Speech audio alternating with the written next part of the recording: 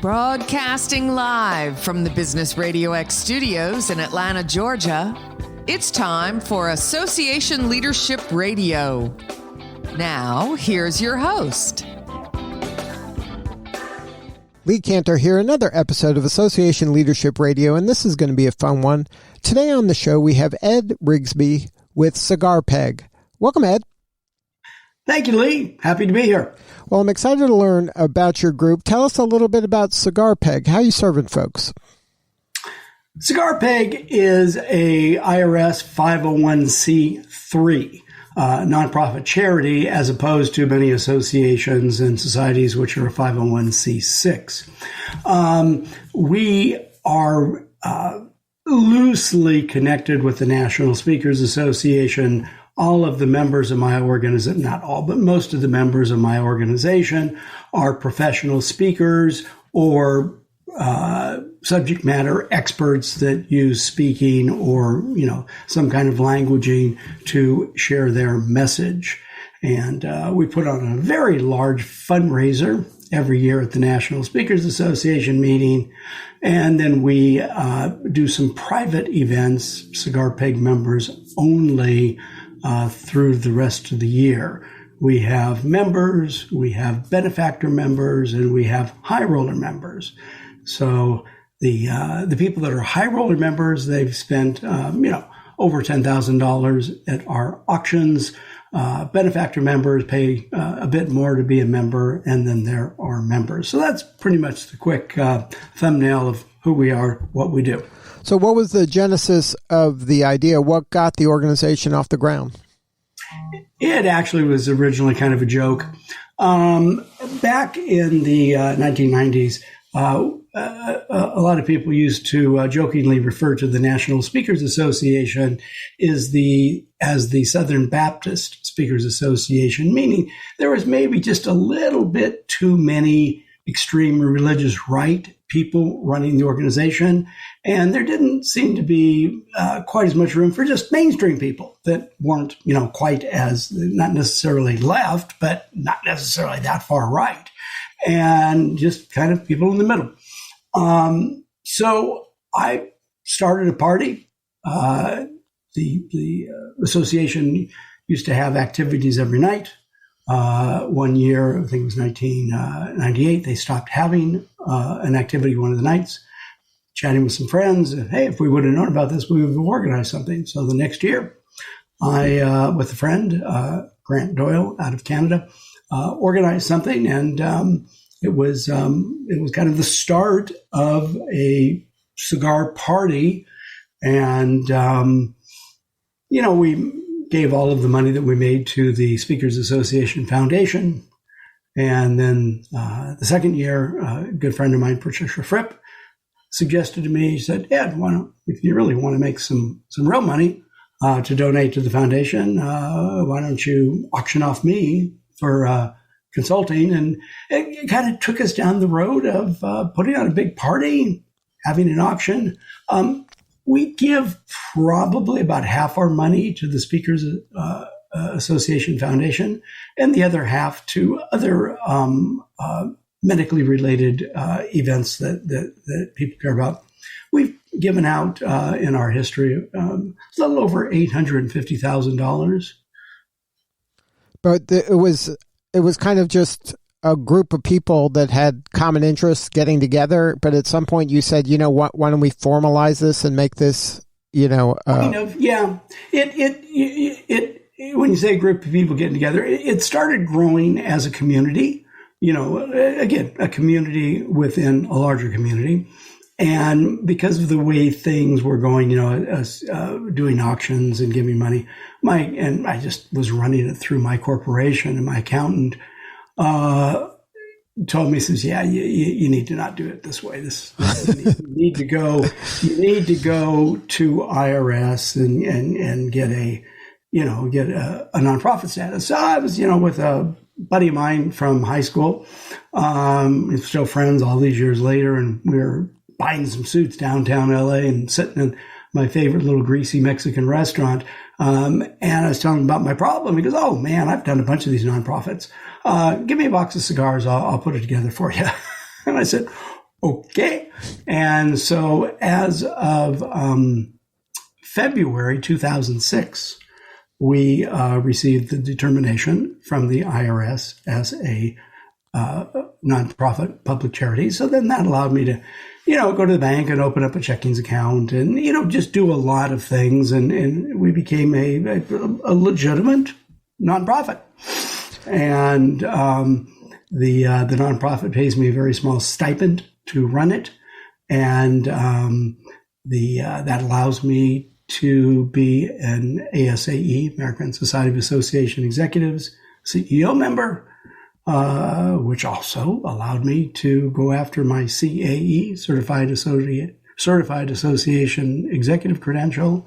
So it's just been a fun thing that's just kind of morphed over the years to now we have a very, very strong community, because when the pandemic hit, I just decided we're going to start doing every Wednesday Zoom. And now the people they're hooked on it, because it helps them stay connected to the community. And so we just keep doing things to create value. We also just, another kind of feather I got one day, I thought, we should start the Virtual Speakers Hall of Fame. So the Cigar PEG bought the website, Virtual Speakers Hall of Fame. We started doing showcases, and everybody that showcased was a nominee. And last year was our first vote, and all of the showcases were live. So we invited other association executives to watch the showcase. At the end of the year, we bought software, voting software, and based on email. And so we put it out. All the association execs that watched the various showcases, they got to vote. So we had our first voted in class Virtual Speakers Hall of Fame, 5 people in 2021. The website's conveniently Virtual Speakers Hall of Fame.org. A little long, but easy to remember. And that's launched us down a whole nother direction of creating value for our members. You don't have to be a member to participate. It's just a little less expensive if you're a member. So we're having fun serving our members, doing fun things, making a difference in the marketplace in various ways, and just, kind of, I hate to say dumb, fat, and happy. So. But in your career, you've been involved in organizations that now, obviously, in all facets. Right now, this is starting an organization from scratch. You, I'm sure, have been members of organizations and associations. Is there any advice you can share for folks that are starting an association or an organization from scratch that you can maybe can help smooth out their learning curve a little? Yeah, let me just ask you before I go into it to maybe go a little bit deeper. Are we talking about starting a nonprofit? Or are we talking about starting a trade association? Are we talking about starting a community? Kind of give me what your... Well, the show is geared towards association leaders. So let's talk about associations. Okay. I authored a book that came out in 2014. The book is titled The ROI of Membership, Today's Missing Link for Explosive Growth. And in that book, one of the things that let me back up, Lee. Back around, I think it was the year 2000, I just stumbled into something. So I was doing a keynote presentation for the California Alarm Association up in San Francisco. And Jerry Lenander, their executive director, kind of squeezing me, goes, "Hey, Ed, can you throw in an industry roundtable?" Yeah, sure. Jerry, happy to do it. So when I do those types of things, I'll just ask the people in the room, what's on your mind, and put the things down on a piece of paper. What's on their mind? We vote, and whatever comes on the top, that's what we talk about. So it was interesting. There was a bunch of board members in the room, and they really wanted to talk more about the value of membership in their organization. And I just started asking all kinds of questions and this and that and the other. And after the hour-plus session, I'm looking at my, at the flip chart pages all around the room. And I thought, holy cow, I think I created something here. And took them all home with me. When I got back, I called Jerry, the executive director. I said, Jerry, hey, what we did is we worked on the value of membership. And actually, we did it in what are the actual real dollar numbers. And we did some really great work in that session. Would you like me to write an article for your magazine about it? He goes, oh, yeah, that'd be great. So, Lee, I just, without knowing what qualitative research was, stumbled into qualitative research and developed a methodology, focus group methodology, for determining in actual real dollar numbers what each feature of membership is worth.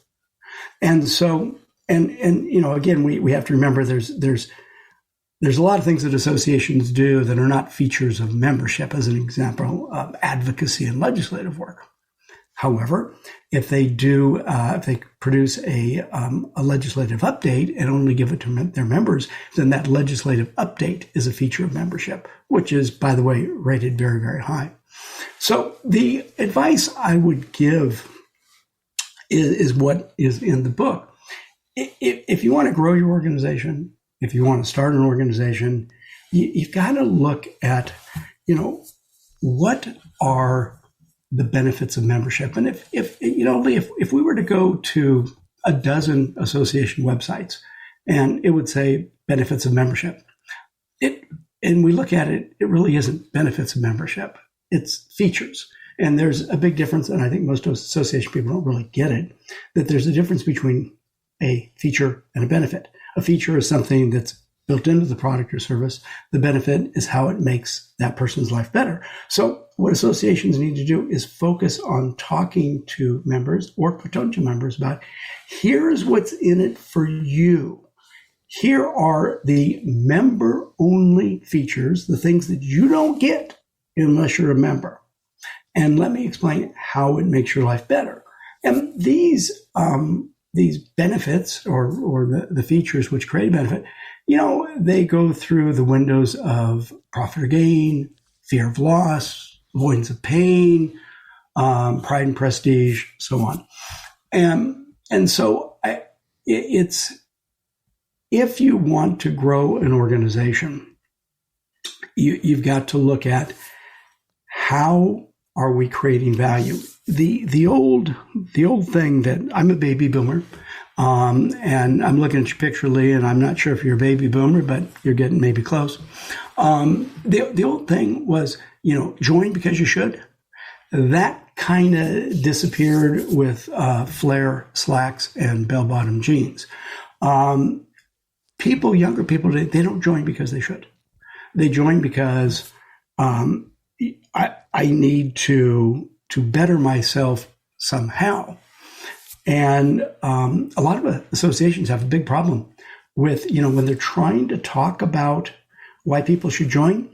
Usually on the board are more senior members, people that have been in the organization for a long time, and they forgot why they joined.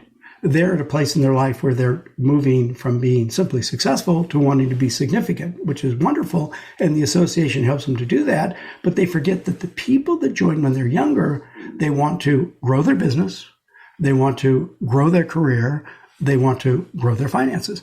So hence, any organization has to be able to prove to potential members it's a good business decision, it's a good career decision, it's a good financial decision. That's the big disconnect that most people trying to create an organization do not. How do you, as an association leader, and say I'm buying everything you're saying, that I feel it's imperative to demonstrate ROI in real green dollar way. Sure. How do I quantify the value of the things that I'm saying are the reasons you should join? To network, to be mentored, to demonstrate leadership. How do I translate that into dollars so that a prospective member can say, you know what, membership costs X, I'm getting 5X by joining? Mm-hmm.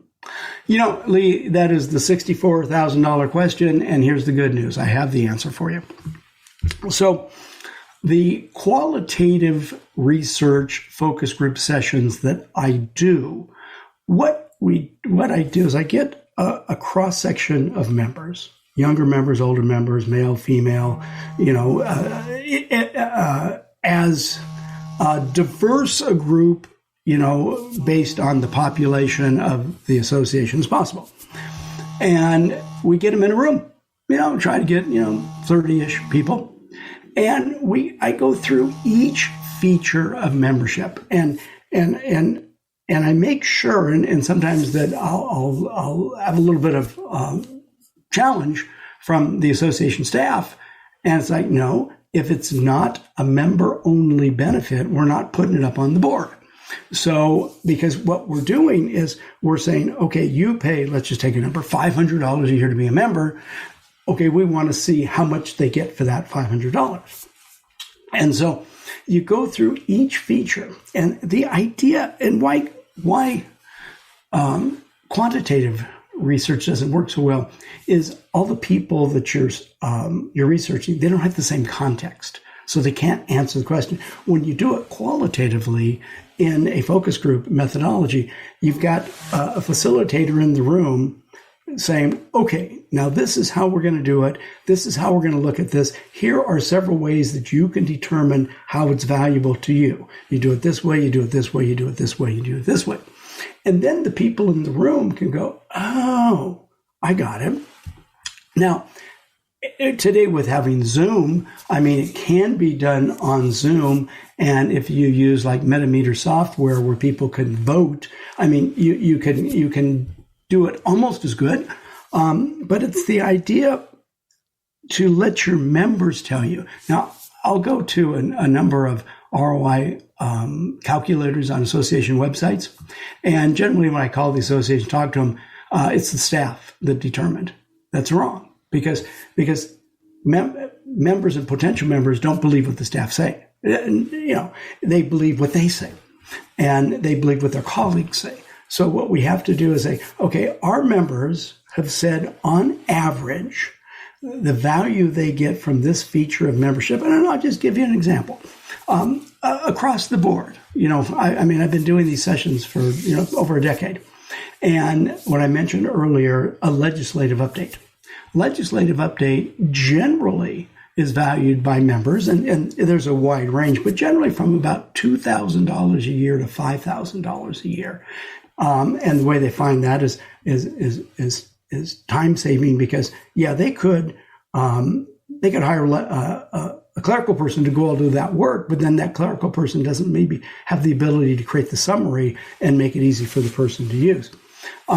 Access to headquarters staff. Okay, when people call an association and want answers to something in the industry, if the association people answer them, they're kind of shooting themselves in the foot on value. What they need to say is, well, that kind of information is proprietary to our members. We'd love to have you join our organization. Can I connect you with our membership people? So, it's and this whole, content marketing thing. Associations, so many of them are deluded into believing we just keep putting it out there, and people are joining. No, they will not. Put out the headlines, but make the content member-only specific. There's a ton of things that we can go through, and Lee, when over the years of doing these valuations, usually most associations and societies have somewhere around 25-ish features of membership, which are member only, and those 25 can be measured. And it depends, but I see that the ROI, as far as the multiplier, from about 10 to 50 times. So, that's the common range. So you spend $500 for membership. Okay, so 10 would be $5,000 to 25. And I think that it's really much easier than people realize. But the challenge in doing these sessions, a friend of mine who's an association executive, and I've worked with him in different associations that I've done work with, and he called me up and says, Ed, I really want to do this facilitation myself. And his name's Matt. I said, Matt, I don't recommend it, but we're buddies, so I'll teach you how to do it. He said, okay. After he did the facilitation, I called him and said, well, Matt, how did it go? And he goes, well, you were right. And I said, what do you mean?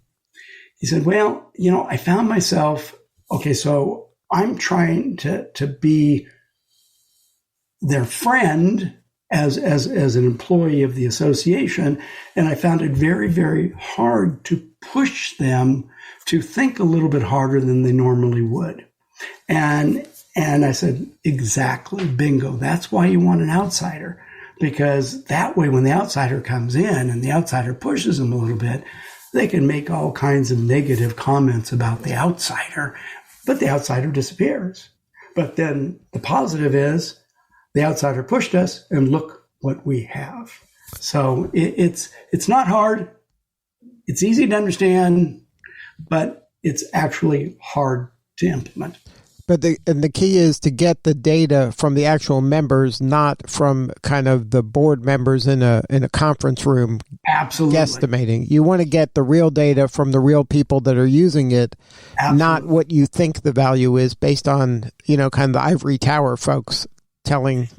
Yeah. Board members will tend to measure a little bit higher because they're a little bit more engaged.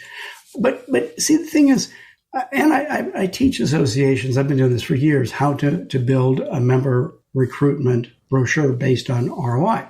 And whether you do it paper or digital, I like paper because, you can put it in your pocket and you can sit down and talk to somebody like at a Starbucks. And then, you've got all this list of all these features of membership. And then the person goes, well, I'm not going to use this one. Go, oh, great. Let me take a magic marker, draw a line through that. I'm not going to use that one. Okay. Draw a line through that. This third one, I'm not going to use. Okay. So everything else you think you're going to use, this is to the prospective member. And they would go, yeah, these three I'm not going to use. Okay. We line those out. Let's re-add. Okay. Instead of getting $22 back for every dollar you invest in membership, you're going to get $17 back for every dollar you invest in membership. It still sounds like it's a pretty good business decision, don't you think? Right, and they're co-authoring it with you. Mm-hmm. Yeah, but the thing is, I've got to be able to say, Lee, that if I'm a member of an association and I'm using this, or if I'm a staff person and I'm using this, I've got to be able to say, our members have told us through research, on average, you got to be honest, and on average, this is the number. And, sometimes when I do these facilitations, I'll have some member go, no, that's worth $50,000. And I go, yeah, the number has to pass what I call the smell test. And, maybe you're right, but nobody's going to believe it. So we got to dial it back a little bit. But I find that it's very common for trade associations and professional societies to deliver $20 back for every dollar invested, $40 back for every dollar invested. I see that frequently. And it's just understanding. And then the interesting thing, here's another thing, like that if it's a trade association and the company is a member, well, then wait a minute, we got to change the calculation, because now it's, well, what's an average company and how many employees of that company might participate in the organization? Well, and they say, well, on average, an average company be X, and they probably have 5 people from that company participate. Okay, so now all of these things that we lay out that are features in membership, you got to multiply it times 5. Because you've got 5 people in your organization. So that's the value to the organization. So on a professional society, which generally it's only the member, you do it to the individual person. But if it's a trade association and the company's the member, then you multiply it out and it's even a larger number, quite frankly. So now, getting back to Cigar PEG, what has been the most rewarding part of starting this organization and seeing it kind of grow over the years? Sure. Interesting question. Lee, I think the most rewarding part is at the end of every year when I get to write the checks out to charities. I really like that. It's a very cool thing. The other that's so very rewarding is, when I'll put on an event at the National Speakers Association, or I put on other events. We do one usually every year in Key West, and we do one usually every year in Las Vegas. And, just seeing all these people that come to this event, something that I've created, and they see the value of the community and getting together. And the events, I don't charge much for them. I think associations right now, and I'm going to probably get in trouble for saying this, I think associations are leaning too much on non-dues revenue and charging too much for their conferences and trying to make too much off their conferences in non-dues revenue. And there's a lot in the marketplace of members pushing back against these egregious high prices to come to a conference, and organizations are giving less and less at conferences. I think there's going to be a day of reckoning on that. I run, Lee, every Tuesday, I run an association CEO forum on Zoom, and they pay to be part of this forum. And we were talking about that just a few weeks ago, and a number of them are saying, we think that there's going to be a day of reckoning if the prices keep getting too high. So that's why I keep the prices very low. I just really enjoy being with my colleagues, seeing that they're getting value from the events, and at the end of the year, getting to write those checks. Just really, really fun to do. And it sounds like at the heart of your work is just having real communication and conversations with your members in order to provide the services and value that they want, and then just delivering it to them in an elegant way that they enjoy doing it. Mm-hmm. Lee, I think so many trade associations and professional societies don't quite understand the value they create by providing community. And I think also they don't understand, how to run the chapters and how to create virtual satellite communities. And we all want to learn from our colleagues, whether I'm a dentist or whether I'm a roofer. It doesn't matter. And picking up the ideas. And, as I said earlier, there's several buying reasons to make the decision to join, or you call them buying reasons, decision to join reasons, whatever you want. And community is one of them. And so I think that's an area that there's a lot of room for a lot of organizations to really expand what they're doing and do it in a way that creates more value. But here's a challenge. And I see this all the time. A lot of organizations, whether it's trade associations or professional societies, want to put on events where their vendors sponsor it. Well, now it's a conflict of interest because the vendors are paying for it. So the vendors want 1 million people there, or lots of people there. But if you let non-members come, then the value of membership is diminished. And so they're cross purposes. And so a lot of associations or societies have to figure out, well, wait a minute, who are we serving here? Are we serving the vendors? And because they want as many people as possible at an event, or are we serving the members and making it member only? So that's another feature of membership. It's another value of membership. ASAE does a really great thing. They do a lot of various free webinars, this, that, and the other. However, I have to go through their shopping cart to register for the free event. And it shows that that event should be, let's just take a number, $50, but because I'm a member, I'm getting it for free. So the subliminal that ASA is doing to me right there is saying, hey, Ed, we just gave you $50 as part of the value of your membership. You just saved $50. And I think that not enough organizations do that. And I think that they should take a note out of ASA's playbook and whatever we're doing, think about this for just a minute. Lee, is when an organization puts on a conference, is the conference a feature of membership, or is the discount on registration that members get that's a feature of membership? Now, if you're the cigar industry and you don't let outsiders into your closed conference, well, then the conference is a feature of membership. But I would say the majority of trade association professional society meetings, non-members can come. They just have to pay more. So, we got to be careful. Remember, the conference is not the feature of membership. The discount is. And we've got to make sure that we let people know, hey, because you're a member, you just saved $200, $300, $500, whatever the discount is. Yeah, that's a great reference for a great reminder for associations to remind people of the value that they're providing.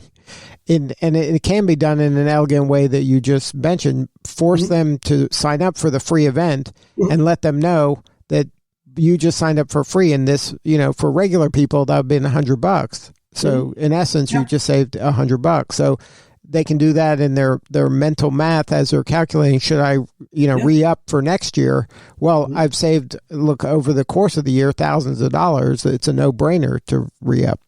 Yeah, Lee, I think, in my earlier life in the speaking world, I wrote 3 books on strategic alliance development. And I used to do a lot of keynotes and workshops on strategic alliance development.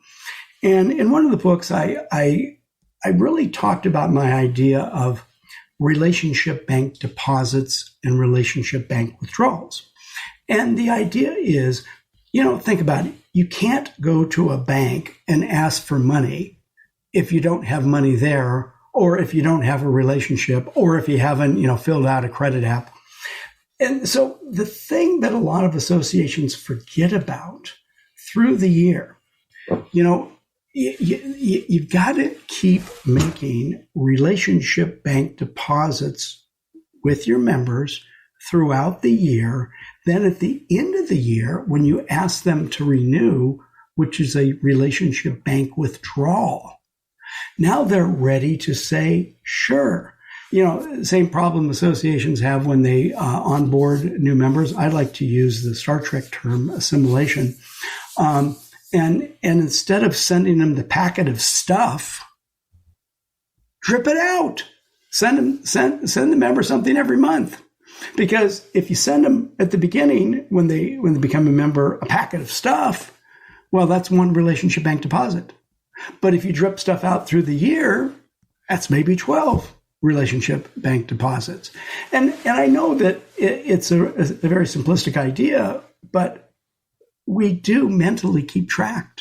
We keep, I hate to say keep score, but we kind of do. And I think that that's another area where a lot of membership organizations, they're not making frequent relationship bank deposits. Right. They're doing that one at the beginning, checking the box like, oh, we've told them everything, and now it's on them to kind of go through that thing where it gets filed away. They never open it again. But if they would remind them, once a month over the year and seeing all this new stuff that they're now can get, or remind them they're going to get this, it just makes the person feel good year round rather than once. Absolutely. With my Cigar PEG charity, every Wednesday there's a Zoom call, and that's a relationship bank deposit every week. Now, not everybody comes on the call every week, but everybody gets an email reminding them, and whether they do or not. And then we do a whole bunch of other things too, where we're making relationship bank deposits. But I think there's a challenge just because you send the newsletter, is it a relationship bank deposit or is it more noise? And you got to ask yourself, are you making if you are sending a weekly newsletter, which is great, are you making it really, really easy for them to access, digest, and use the information? And the other question is, are you only sending it to members, or which would then make it a feature of membership, or are you sending out all around to the industry, thinking under delusion that it's going to bring members in?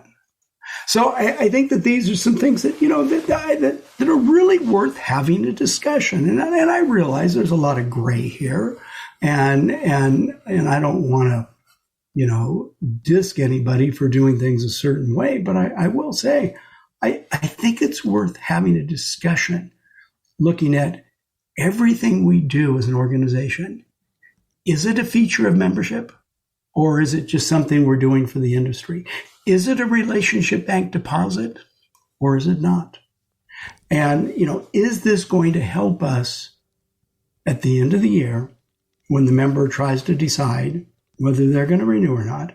Because every year that member has a new buying decision.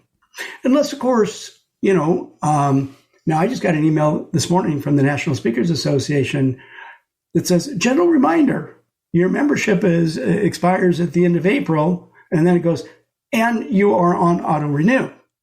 It's like, awesome, good. Send a note back. Thank you. Happy to be on auto renew.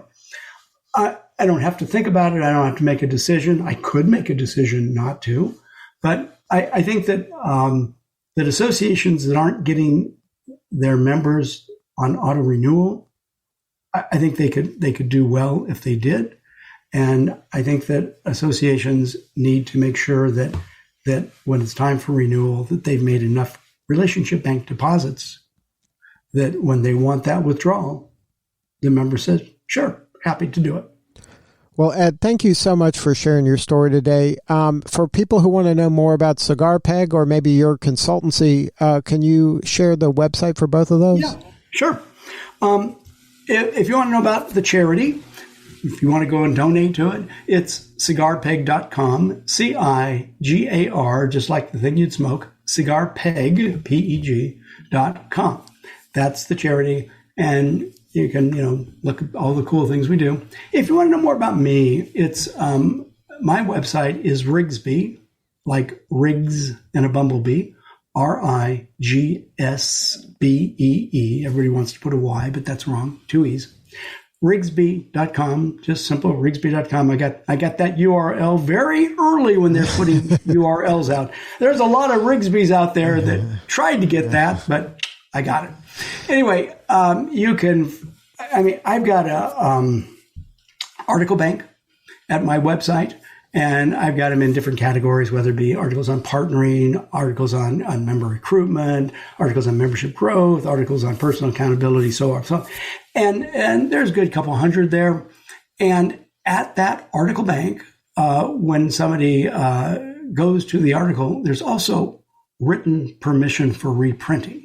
So any association exec that likes some of the stuff I talk about and wants to go snag some of my articles and use them, hey, help yourself. There's even permission for reasonable edit. I'm not completely sure what reasonable edit means, but the editors can figure that out for themselves.